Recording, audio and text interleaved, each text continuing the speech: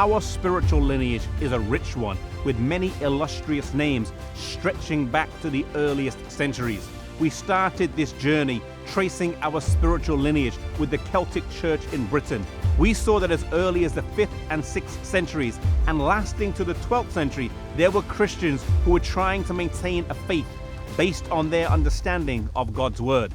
The Waldensians of northern Italy were another such group who could trace their origins centuries back. The faith and belief of groups such as these stood in conflict with the claims from Rome that they were the mother church, and so they sought to either convert or destroy them.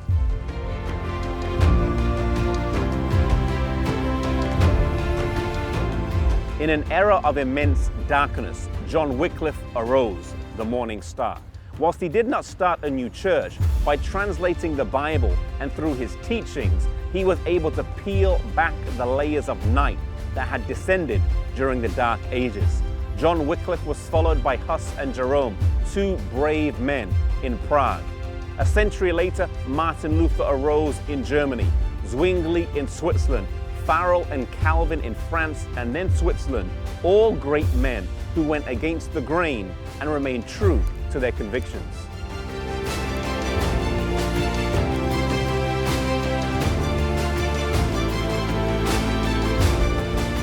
In Britain, William Tyndale would produce a beautiful translation of the Bible, something that would cost him his life. It was not an easy time to be a believer, but slowly and surely the light was beginning to shine. Proverbs 4 verse 18 says that the path of the just is as a shining light that shines ever brighter unto the perfect day, meaning that when God reveals truth to us, whether individually or collectively, He does it bit by bit. The sun does not just appear in the morning, but it comes over the horizon gradually, and so God gives us truth in bite-sized pieces. And so with the church, each reformer built on the steps of those who had come before them.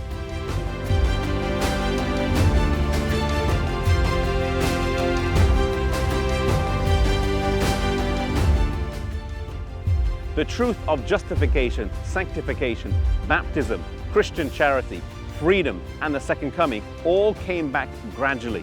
Each of the reformers did not always agree with each other, but God used each one. As the Dark Ages ended in 1798 with the close of the 1260-year prophecy, and as the world entered a time period known as the time of the end, the prophecy said that knowledge would increase. This is not to be interpreted of knowledge of science or technology, but knowledge of the books of the Bible. In particular, Daniel and Revelation would be unveiled as we neared the end.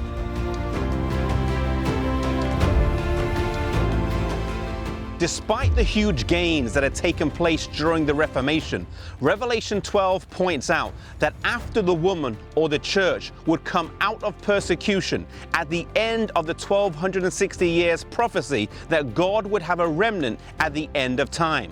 A remnant who, as Revelation 12 verse 17 points out, would keep the commandments of God and have the testimony of Jesus. But who would this be? And how would God lead His people in the 19th, 20th and 21st centuries?